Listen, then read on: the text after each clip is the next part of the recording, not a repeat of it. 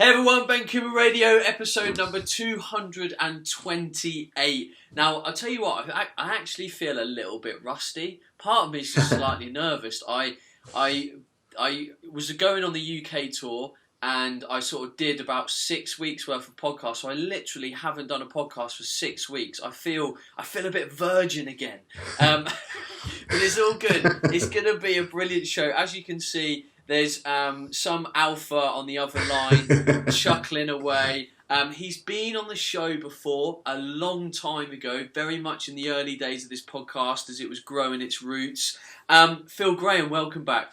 Ben, thank you so much for having me. Mate, dude, it's good to have you. You're always a positive face in fitness. It wasn't that long ago I saw you at SFN Expo where you were also strutting your stuff. Yeah, we had a great time and it was great to catch up with you. I think we did that podcast about maybe, 4 years ago maybe? It would have been about 3.5 because the podcast is nearly 4 years old. Wow. And I flew over to you. You did it in my kitchen, together. Remember that? We did it in the kitchen, we set the audio up and had everything going. That was great. Yeah.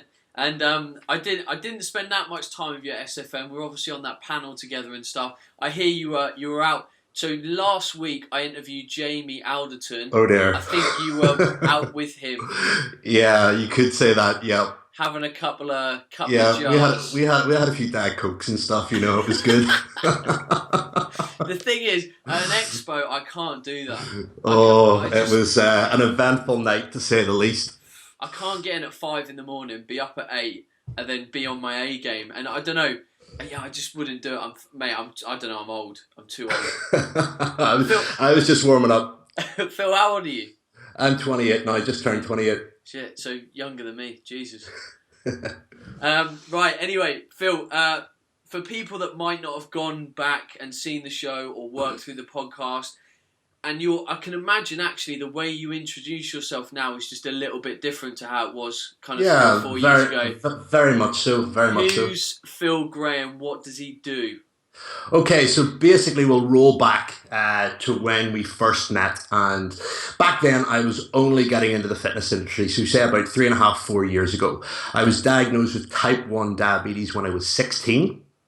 And as a result of that led me into studying nutrition and physiology at university and then working for the health service. And I did all of that with the main ambition of trying to improve my own health. Because I had diabetes and I had a choice whether to let it take control of me or for me to control it. And learning about nutrition and physiology was a great way for me to understand the condition, to be able to deal with the symptoms, the management of it. And during that, I fell into exercise. I fell into the weight room, fell into bodybuilding, got a love for it, got a passion for it, and basically started competing. And I did extremely well at a very, very young age, traveled the world with it, the Junior Mr. Universe, Junior Mr. Britain, Junior Mr. World, all the shows that you can imagine at a very young level. I was competing against people that were in the men's category, the seniors, and basically built a very good name for myself. And at the time, I was doing a lot of study on nutrition and I was talking about it in the local gyms. I just became known as the guy that was always talking about diet and training. And over that time period, the doctors and stuff that I was working with and everyone sort of couldn't believe what I was doing with my diabetes, how I was able to manage that and also be able to go and compete, travel, train, get lean, build muscle and a whole host of things. And I basically obsessed over the control of my diabetes. That's a very rare thing to come across. So all of those behaviors sort of built my profile. And I began speaking at local gyms. I began, as I said, I was working in the health service at the time. And the demand for people wanting me to train them and wanting me to consult with them on diet and lifestyle and a whole host of things based on all the information and study that I'd done had basically taken over my hours outside of work, and it eventually came to me that I had a decision that I could make a full-time career out of it. I could help people, I could make a living out of it, and also as well it was in line with something that I was very interested in. So I had a massive ambition to learn about everything with regards to human body, and that undying motivation was coming from the diabetes, and in turn I was giving that back to people as well. So it was like a win-win situation, and in that respect opportunities have opened up over the years. Endless amount of opportunities working with professional sport in nutrition, writing for most of the, if not all, the major fitness magazines. I've set up my own podcast, sponsorship with various different supplement companies, travel, exhibitions, speaking, public speaking, the whole lot. And now I'm in the midst of just finishing up my first book, which is a book on diabetic muscle and fitness. And that was staring at me the whole time. But I never, ever, believe it or not, talked about my diabetes much. And I think I mentioned that on the first podcast 3.5 years ago. I always kept it to myself. I never wanted to use it as an excuse. And we'll go in today to some of the implications that diabetes can have for exercise and performance and body composition. But I never talked about it. One, it was sort of my way of just getting on with it and dealing with it. Two, I didn't want sympathy. And three, I felt that I had a pretty good control of it, that it didn't interfere with what I was wanting to achieve. So the book basically came about from people contacting me and asking me and saying, look, I can't understand this. My mind's a mess. I can't get in shape. My diabetes is all over the place. I really want to enjoy this. You're very inspirational for you being able to achieve this. And all of this basically hit me in the head one day. It's actually Body Power 2.5 years ago. There was a queue of, I think it was like 7 or 8 people with diabetes, with pretty much a similar type of question. And those questions were, look, what can we do to be able to perform at a good level and be able to build muscle and lose fat? It was all relating to those kinds of things. And I said to myself, look, I need to help these people. And the information out there at the moment, not to disrespect anyone in the health service, but the information is, one, not from anyone who has a great understanding of exercise physiology, but two, as well, learns to tie diabetes in with that. And there's very few marked examples. Whenever I was growing up, the only guy that I had to reference to was Steve Redgrave, which was a rower, Olympic rower. And there was nothing that I could really relate to. The information on looking about muscle building nutrition or fat loss nutrition from a bodybuilding perspective was extremely limited, if not non-existent. And I can remember searching near enough every forum on the internet. We had forums back then. We didn't really have Facebook or Instagram or anything like that, or podcasts as much. And this was, in my sort of 18, 19 year old era when I was competing, and the information was just so limited. So now I've basically solved the solution that I was searching for back then, and we'll be publishing that book on the 16th of October this year. So it's a very exciting time. There's a lot of work that's gone into it, an awful lot of research and experience, evidence-based knowledge, looking through literature, comparing that with personal experience, critiquing it, evaluating it, making really nice, practical, real-life suggestions, along with viewpoints on certain aspects of nutrition and lifestyle. So, yeah. I love what you do with the book, because like you say, I think there's a perfect niche there. And with a book, you do invest, and this is the way I explain it to people. You're literally putting someone's life experience to date beyond pages. Yeah. And I think sometimes people don't fully appreciate the heart, the blood, sweat and tears and pain that goes into a book. Like, I'm now finishing off my one for a Christmas release, and you're like, there's so much within those pages. It's literally, and I don't think sometimes people really stand back. And I think you as an author sit there and go, do you know what? I really, really hope this adds to my legacy. Yeah, big time. And I'm surprised at the sheer amount of content that I put in it, and I have been strict with myself and saying, right, we'll not go too far on that. We got the first edits just back last night actually, and we probably have about another 180 pages. So we'll probably be talking around about 400 pages or so, just over 60,000 words. So, and that looks at everything from, the pathology of diabetes, mindset, overcoming diabetes and dealing with it, right through to diabetes medication, nutrition, training, lifestyle, supplementation. There's just so many different elements to it. And diabetes is such a complex condition, which we'll talk about in a few minutes. But there's just so many things to consider. And it's like one of those things in the fitness industry when somebody asks you a question, Ben, at a seminar, and you know that kind of answer, it depends. That is very much a big factor in diabetes, but learning to have the correct filters and the correct frames to sort of put a question in and decipher it and come out with a solution is very important, and that's what I've done with the book the whole way through it. So it's a decision making thing based on many factors. Well, I for one can't wait to read it. So talking about diabetes from the top, quickly tell everyone what's the difference between type 1 and type 2, because we've got to start there. Yeah, well, I mean, we've got different types of diabetes. So we've got type 1, type 2, we've got gestational as well, and there's also rarer forms of diabetes as well, like genetic mutations. But basically, in a nutshell, type 1 is complete deficiency in insulin. Okay, so your body's ability to metabolize and organize fuels is compromised. And not just fuels in terms of carbohydrate, fat, and protein, but also minerals as well. Okay, type 2 is when there is, how could I put it, insulin doesn't do its action as well. So it's got insufficient action, so it's not efficient at what it does.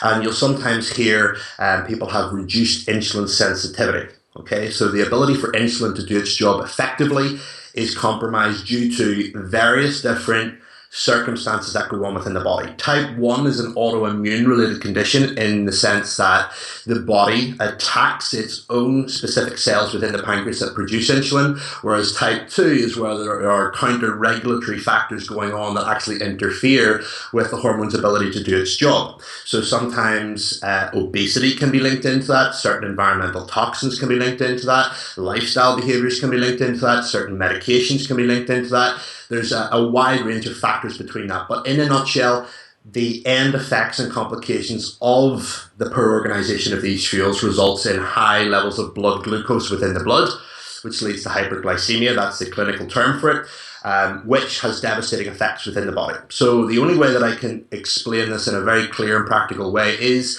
if you can imagine the blood vessels within your body as little streams or little tunnels, little fine tunnels, and high blood glucose basically be like pumping sludge through that. And what we tend to see in all the periphery areas of the body, in the things like the eyes and the kidneys, is we see all these little vessels burst. And there's a mass amount of oxidative stress above and beyond normal levels. We see things like glycation, which is the combining of protein to glucose, and alterations in certain structures of organs and cells within the body that are very destructive. And basically it's like a massive health implication for anybody that wants to live a good well-being or good quality life. So it can be managed, type 1 diabetes, through lifestyle and most importantly medication. Type 2 can be managed through predominantly lifestyle, but there also may be the need for medication if it's not looked after. So type 2 can sort of be controlled in a sense largely without going on the likes of injectable insulin, but it's very down to the individual's level of personal control, whereas type 1 medication is inevitable. So looking at this framework of type 2, which is really where the large amount of modern day influence can be had, especially with the information you're putting out, you made a choice, and this has stuck with me. When you were introing yourself, you made a choice to not let diabetes control you. Yeah. So what you're now saying is people with type 2 have a choice. You optimize your health, and really diabetes has a minor effect on your health, or you don't, and it has a major effect on your health, and you have to then make time for it further down the line as it influences and affects other areas and physiology of the body. 100%. So it's not the kind of condition where you wait until the shit hits the fan, basically. And it's very important to intervene with the appropriate lifestyle interventions before you get to the later stages and progression of type 2, where you may need glucose disposal agents, you may eventually need injectable insulin. To get to those stages is neglect of one's lifestyle factors, which are a 24/7 thing. Everybody listening to this podcast has a choice within the next 10 to 5 minutes or 1 second of how they're going to conduct the rest of their day. And is that cohesive with good quality health? Is it going to impair your health? You need to ask yourself these quality questions before you eat, before you lie on the couch, before you take something, etc., etc. So it's very much personal accountability for all aspects of diabetes. Okay, so a lot of people come to you and they're basically saying, Phil, I've got diabetes, it's type 2, it can be managed, I want to make improvements with my body composition, my health. From a top line going down, how do you then circumnavigate this big question? What should people be doing to effectively manage their health and body composition with type 2? Well, it depends for a start if the individual has it from a primarily lifestyle factor in the sense of eating too much, because you can also have type 2 diabetes where individuals are normal weight and it could be caused by certain medications or certain environmental toxins, etc. But for example, with the main bulk of type 2 diabetes cases where the individual is overweight, looking to control energy balance and increase energy output is a massive asset to health. So if we take, for example, Joe Bloggs as an example, who sits in a lorry, has multiple packets of crisps, is highly inactive, maybe smokes, binge drinks at the weekend and consumes an awful lot of energy but has a very low level of activity and eventually gets hit with type 2 diabetes. We can meet that individual where they're at and start coaxing in some habit changes. For example, we could maybe put a pedometer on the wrist and get them to meet a minimum threshold of 5,000 steps per day instead of sitting about and maybe doing 1,500. So little small changes like that, even using a standing desk, for example, over a seated desk, is a massive change in musculature and energy output. So even subtle little lifestyle changes like that can have an absolute massive effect on the body's ability to resist or overcome type 2 diabetes. And the mechanisms behind that are fairly complex, but in a nutshell, basically with type 2 diabetes, the pancreas is overproducing insulin to try and get the job done because it is not doing the job at the cell level efficiently. So the pancreas is placed under stress. Now, whenever we look at contracting muscle tissue, whether we look at conserving energy, and whether that's through physical activity or a reduction in calorie intake, we technically put a brake on that stressful response. Okay, so if we look at, say, a weight training session, for example, somebody starts doing some basic weighted carries if they've never exercised before, or kettlebell swings or some goblet squats or something like that, the muscle tissue will become almost like a sponge where it will basically take up glucose pretty much independent of insulin because of a certain biochemical response that goes on within it. And as a result of that, if we can frequently stimulate that response over time, that is going to basically do a little bit of the job that the insulin would have been doing and give a break there. Now, if we can also tie in a reduction in calorie intake, because if we look at an individual that is chronically, that means long-term over-consuming calories, carbohydrates, proteins, fats, doesn't matter, not just specifically for one nutrient, but generally speaking, we see that insulin is continually being pumped out to try and accommodate that fuel. And if we can look at utilizing certain techniques within nutrition, a reduction in calorie intake, maybe things like intermittent fasting, for example, giving the body a temporary break or reduction in the amount of calories coming in is going to reduce that stress that the pancreas is under. We also see as well with people that are obese or overweight is what a lot of people don't realize is fat tissue is basically an endocrine gland as well. So it secretes basically a lot of, how can I put it very simply, toxic or negative substances that interfere with the signaling of the body's chemicals and hormones. So again, if we can look at reducing body fat from that sense, we can look at reducing energy intake, and we can look at also increasing physical activity in a sustainable manner, that is in turn going to have a massive effect on cleaning up some of the side effects of type 2 diabetes. I think what's interesting here is when we as fitness professionals talk a lot about things that are very much kind of almost linked to disease and linked to issues, we're very quick to talk about nutrition. And while we are very focused on nutrition, we sometimes underestimate the power of exercise a little bit. And actually the physiology that happens when we do an exercise session, you're now talking about the body utilizing carbohydrate effectively, having an absorptive and utilization effect at a cellular level. And actually, it isn't just 80% nutrition, 20% exercise. There is a massive component here for exercise. Massive, yeah. And I mean, we also, have to consider like weight training, for example. We've got an increase in the ability to store carbohydrates. Obviously, muscle size increases. We've got an increased ability to create a sink for glucose. We also have the increase in a specific transporter called GLUT4, which comes to the surface and works to take carbohydrate out of the blood and into the muscle cell. We also see the fact that muscle tissue will increase metabolic rate when somebody sits at rest. And also as well, we've got the whole psychological aspect of actually looking better. Then the actual fact of burning calories in an exercise session as an individual gets stronger and stronger and stronger. And that needs to be balanced, in line with recovery, in line with lifestyle factors. So we see things like sleep being massive in diabetes management. We see things like mindful living as well. With diabetes, the body is under chronic long-term stress 24/7 if it is not controlled. So it's a very nasty health complication if left out of order. So there's a degree of paranoia that needs to exist within someone with diabetes to know that once they're outside their normal physiological blood glucose range, that their health is at jeopardy. So, I suppose that's probably one of the main takeaways for any diabetics listening on the podcast, or if you have a family member. But knowing as soon as you go outside that range for a prolonged period of time, you are taking years off your life. You're taking time off your life. And, you got to question yourself every time you're there. You got to be responsive. You've got to be adaptive. You've got to keep a calm head. You've got to know your condition. And the problem is a lot of people with diabetes do not understand what is actually going on. And it's a constant battle of juggling balls and trying to balance things and taking injections and hoping for the best. And I mean, there's just so many things that somebody with diabetes has to consider.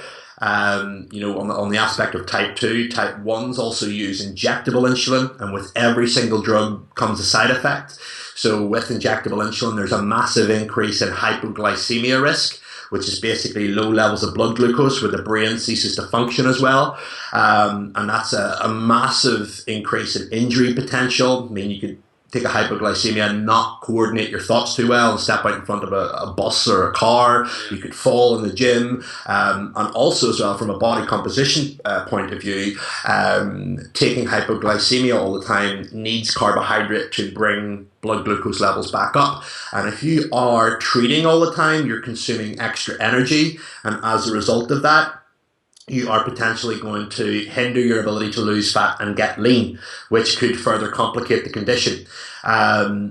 We also see as well from if blood glucoses aren't controlled without insulin and an individual goes hyperglycemic, what happens is there's various changes that go on within the body chemistry. More specifically for the diabetic that's interested in fitness or muscle building, muscle tissue breaks down as a fuel source. So I always used to get people saying to me, oh, you're only a good bodybuilder because you take insulin, you're only a good bodybuilder because you're diabetic, you can manipulate your insulin. Bullshit. If you have diabetes, it is a catabolic disease. End of.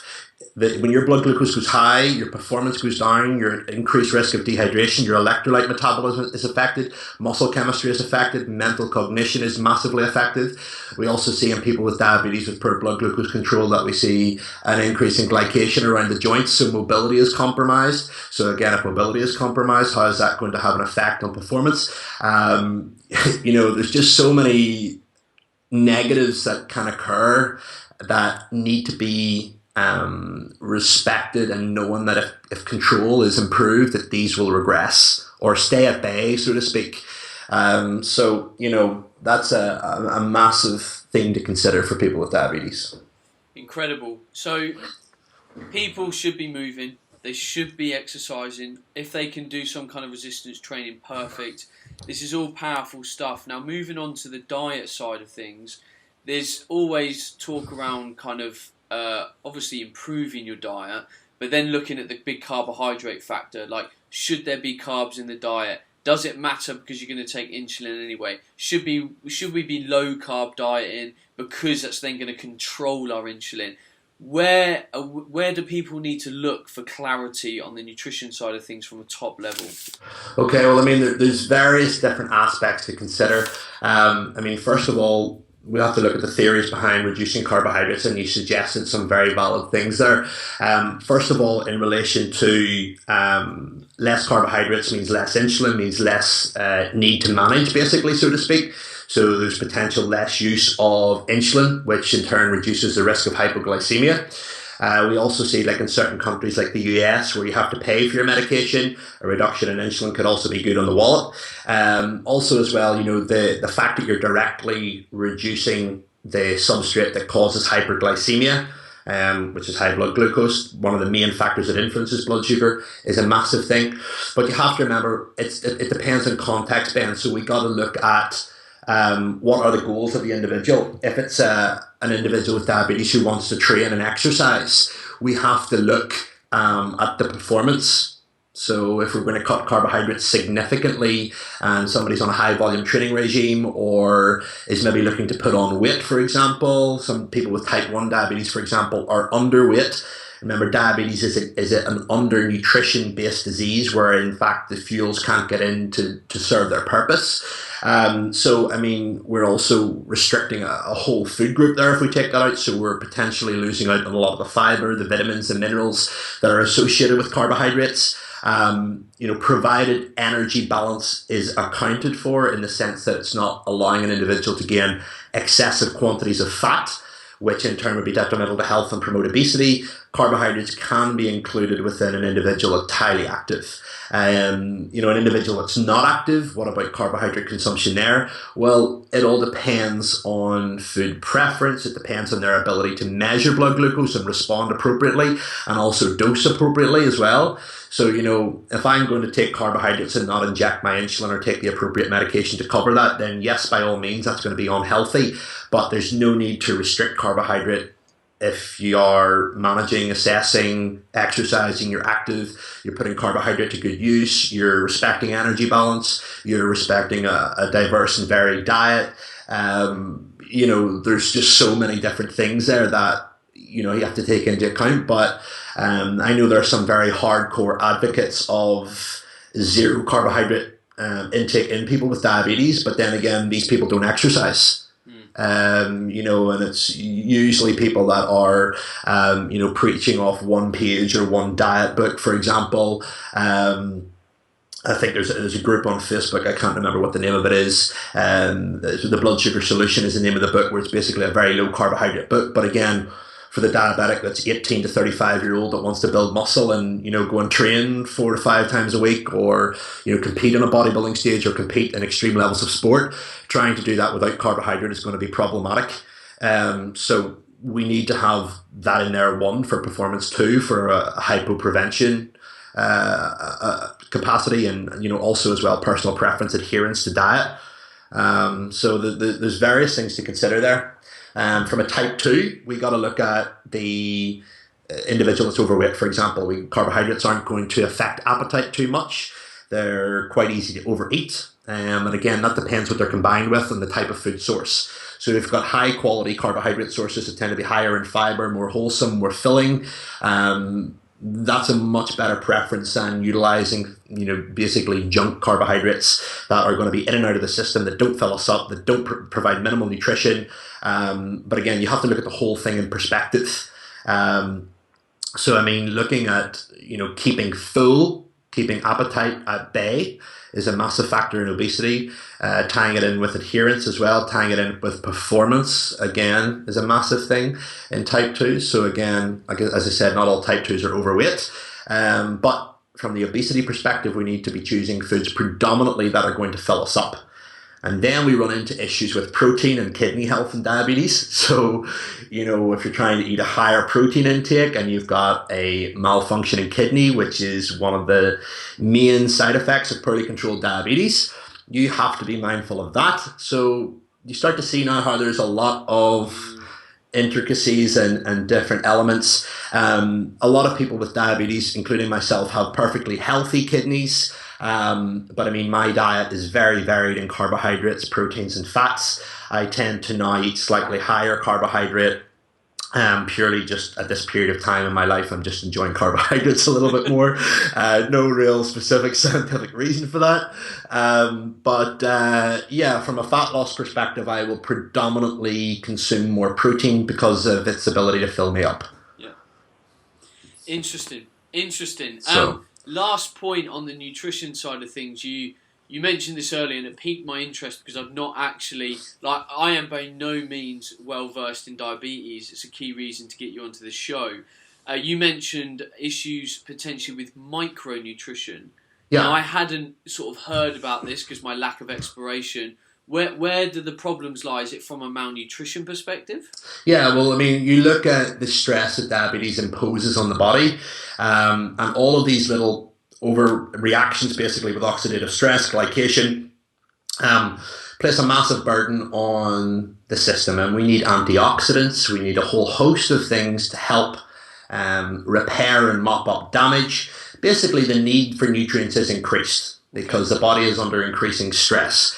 We even see that from an electrolyte perspective. When somebody has high blood glucose, they begin to urinate out electrolytes. So we need to replenish those. So if you look from an exercise perspective, when you're already sweating, you're already leaching out electrolytes, and you've now got hyperglycemia, which is adding to that.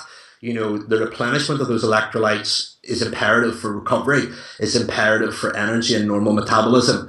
So you have to bear that in mind. With the worse the control, the greater the need, or the greater the, how could I put it, awareness needs to be that you may need to replace certain, micronutrients. But again, it's very hard to give you an exact blueprint for that, because everybody's different times of the day. You would need a snapshot blood shot to be able to suggest anything. So it's just being mindful of that. You walk around all day with your blood glucose between 4 and 8, whereas I could go up to maybe 13 or 14, maybe for half an hour. Somebody with really poorly bad diabetes could go up to 25 and sit there all day. So you can imagine the stress that's on their system. The way I always describe hyperglycemia is how you feel after a Christmas dinner. Multiply that by 5. Okay. So we also see with diabetes is it has a massive effect on mood. Okay, blood sugar swings from high to low to normal will have a tremendous effect on mood. So when I go high, and a high for me is 10. The reference range is on average is very basically is between around about 4.2 and 7.4. When I go high, and a high for me is about 11 or 12 millimoles per liter. Again, different areas of the country, different places in the world will measure. Some places will measure in milligrams per deciliter, but just generally speaking, we'll reference the 4 and 7. So when I go high, I get very frustrated, very much a lot of brain fog, very hard to concentrate, very agitated. When I go low, I get very tired, very sleepy, very drowsy, and it can get quite snappy as well. So, trying to deal with all that stuff going on is, along with normal life, I've had to train myself mentally to be very, very calm and collect. And that is a massive skill, being mindful of how you're thinking. I've never once thrown the head up and said, I wish I didn't have diabetes. Never once. I don't get frustrated with it. I know that this is just part of my identity, and I just have to roll with it. And that's a very, to be able to come to that point and be able to say that with confidence and clarity, it has taken a lot of training with myself. And when I started, I was obsessed over control.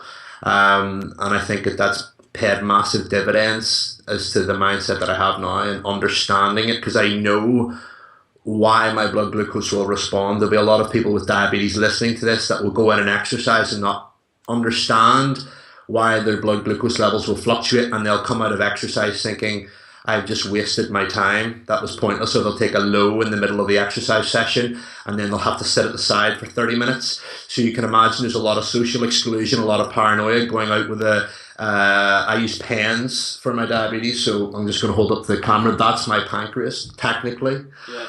Okay, so a lot of people will use pumps. I don't use a pump, never have, never will. I just use pens.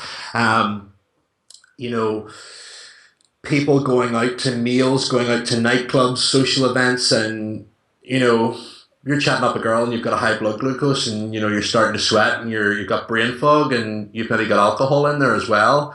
There's so many things to consider. You're going out on a night out and you're taking a low or you take your insulin and the food's late or the waiter drops the plates on the ground and then you have to sit and hold a formal discussion. So there's so many different circumstances that can arise from it. That you got to learn to react to those, and I love this because we've talked so much about mindset of recent on the podcast, and it translates into anything. And you've just said that diabetes is a part of you. Done. That's it. It's my identity. I'm going to optimize it. I'm going to live with it. That is part of Phil Graham's identity. And the amount of people that cannot accept that something that's not perfect is part of them. For me, I can't straighten my right arm. Do I keep trying to fix it? Of course I do. I'm on a journey with it every day. I've been doing it for 12 years. But currently, it's part of my identity. I think I remember that, actually. I think I remember you saying about that. Yeah. Yeah, and we're now looking at exploratory surgery to see if there's impingement within the cavity that the elbow straightens in. But it doesn't matter. I'm not going to sit here and go, oh, boo-hoo. I've just got to get on with it. It's part of what is. Definitely. And another point I wanted to pick up on, you now correlated. So in the fitness industry, we talk all the time about body composition, performance, that kind of stuff. For me, the way I teach nutrition, it's about how it can affect every area of your life. And you've just picked up on so many aspects of our life that we don't fully appreciate that can be affected, about dating other people, concentrating at work, being mindful around loved ones, like all these things. Like if you didn't manage your diabetes, you would have a low quality of life, not from a health perspective. Very much so, 100%. But from a social, economic perspective as well. Yeah, big time. I mean, if I look at some of the diets that people with diabetes have or the lifestyle regimes, I eat to be able to perform clearly. Like I said to you, exercise now is nowhere near as serious as what it was for me back when I was competing. Now it's purely for maintenance of health and aesthetic appearance. It's not for any competitive means, but I have standards, and those standards each week are to train a minimum of 4 days, to do a minimum of 5,000 steps per day, to do a minimum of 30 minutes mobility a day, to always be mindful of the calories that I consume, and if I overconsume on a number of days, that I'll compensate somewhere else. And the reason why I do that is because I have a shape and a level of blood glucose control and a level of confidence about my appearance and health that I need to maintain, and those are the processes that allow me to do that. So talk to me just about your segue in training. Like bodybuilding was a massive part of your career at early doors.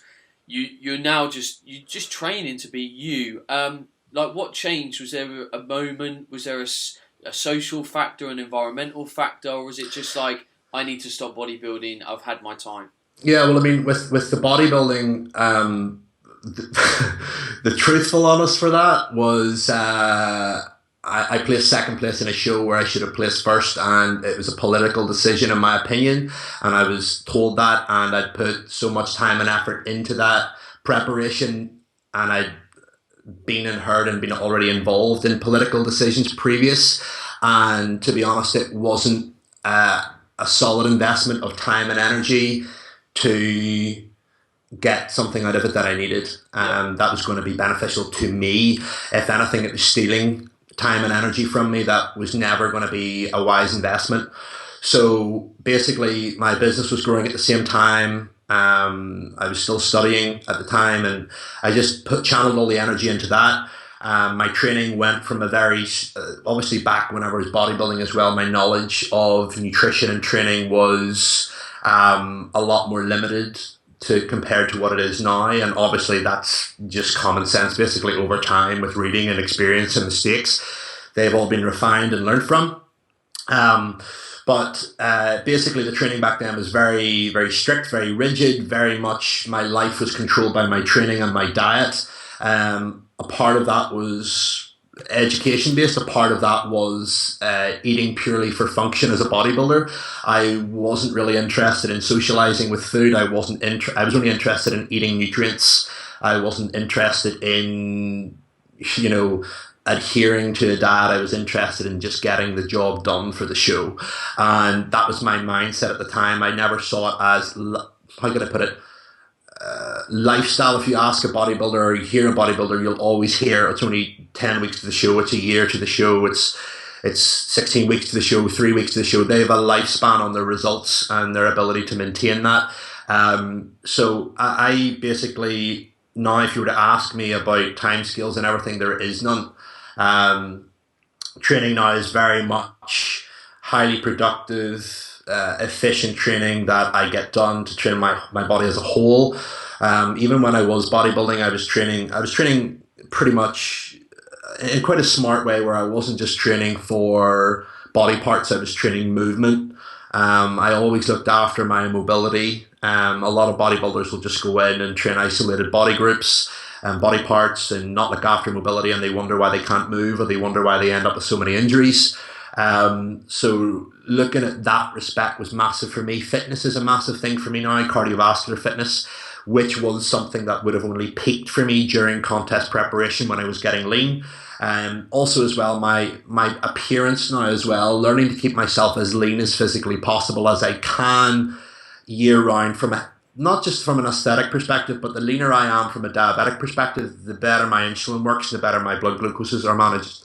So there's a reason behind that, and you know that's my standard now. Whereas before I would have maybe got very large in the off season. It would have been purely about calorie consumption, rest, training frequency. I still train very hard. I don't train balls to the wall every day like I used to. I very much auto-regulate and periodize my training on the day, how I feel. Beforehand, I would have periodized on an Excel spreadsheet for 6 months, irrespective if I had a cold or not. I had to be dying if I wasn't going to train. And, mentally to overcome not following something that was down on structure or paper was very hard.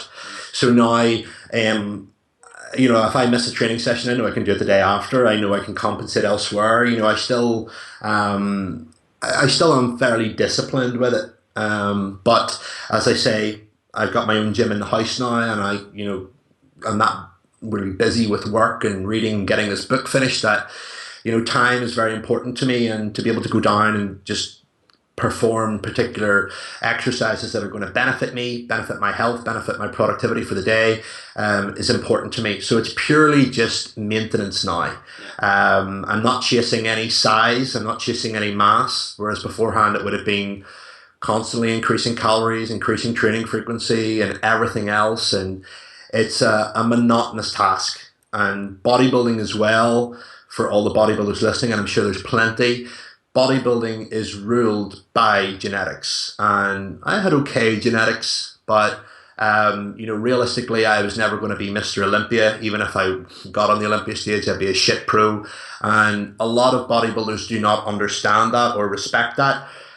If you do not have the genetics, you tend to find there's overcompensation with drug use, training, everything in the amateur ranks, much more so than the professional ranks.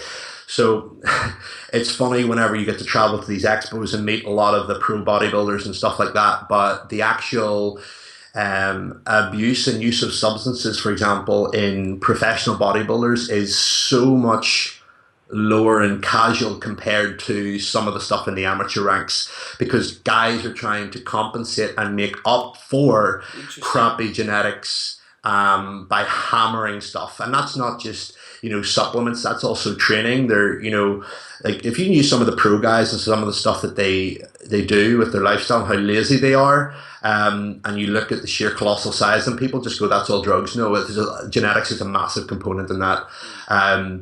That was another turning point where you're maybe, fighting an uphill battle to a degree, because we all know the guy when we were in school, or the girl that stays lean no matter what they eat, that, is incredibly strong. Like when I look back at school, there was this guy that was always ripped and he used to just eat, Space Raider crisps all the time. And then there was a guy that was really strong, just like super strong, never trained, just a stocky guy, just built. And, it's actually learning to understand that everyone is physiologically and biomechanically at an advantage or disadvantage or on just a normal level.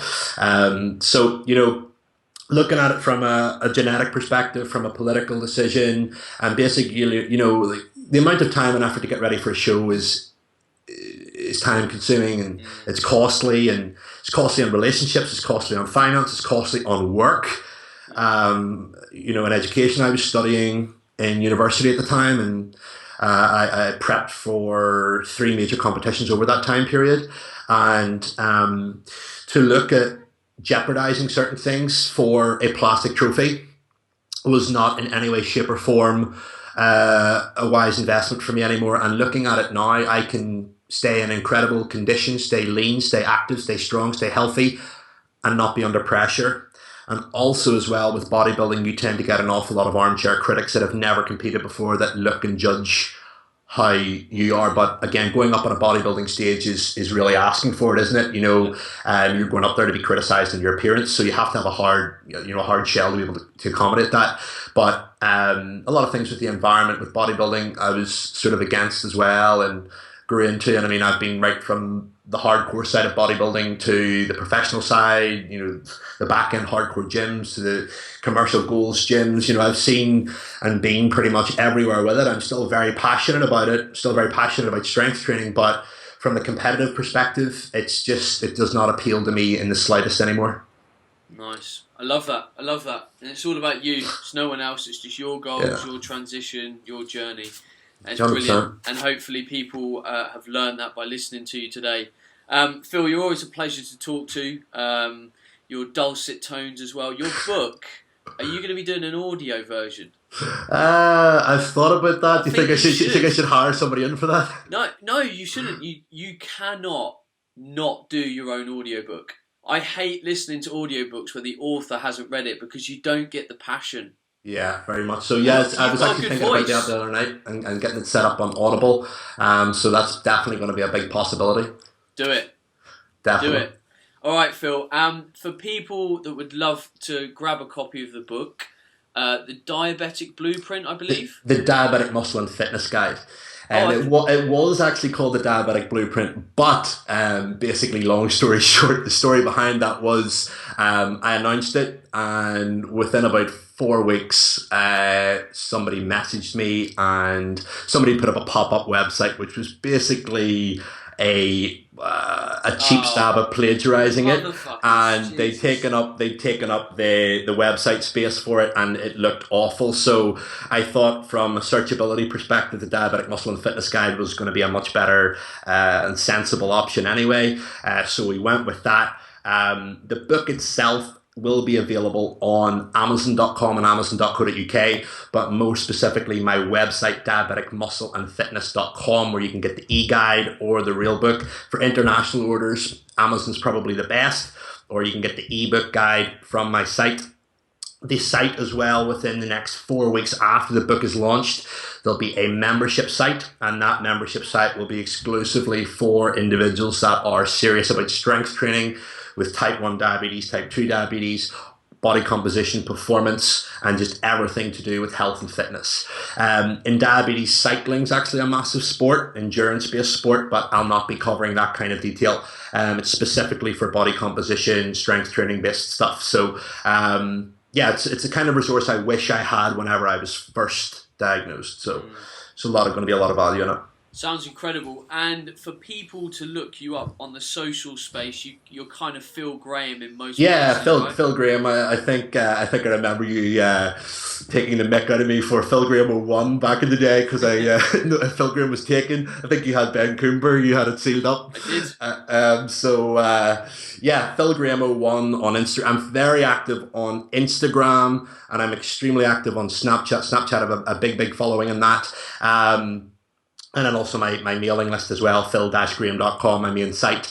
my podcast as well, Elite Muscle Radio. We put out a show once a month or every 3 weeks with some of the best. And I'll have to get you on as well, Ben, at some stage. So yeah, that's where you can reach me on all those channels. And feel free to ask me anything. I'll be there and love to respond to you. Awesome. There you go, everyone. Grab a copy of the book. If you don't have diabetes, that doesn't matter. Grab the book. You're going to learn some stuff, especially if you're a coach, especially if you're a trainer, because this is essential knowledge. Look Phil Graham up on social space. Look Phil's podcast up. There's a wealth of information out there, just like I've done. Phil, thank you very much again for the show. No problem. And just on a side note, what you said there about personal trainers, I actually have a chapter dedicated to trainers on personal training someone with diabetes. So yeah, that's a perfect context for reading material, with type 2 being one of the biggest diseases nowadays you'll come across as a coach. So yeah, it's all there. Nice. Right, podcast listeners, this will go out in the usual spaces. Please engage with me and Phil when it comes out. If you see a tweet, tell us what you liked. Say thanks to Phil. If you see it on Facebook, again, just engage with us. Engage with the environment. We're putting ourselves out there to help you, and we will help if you ask for more information always. Have an awesome day with whatever you're doing. Keep progressing yourself. Keep progressing on your journey. No one else's, your journey. And I'll be back next week with another guest. That's goodbye from me. And goodbye from me. Take care. See you, everyone. Hey everyone, Ben Coomber Radio, episode doesn't matter. Anyway, I'm a massive penis for not getting my words right.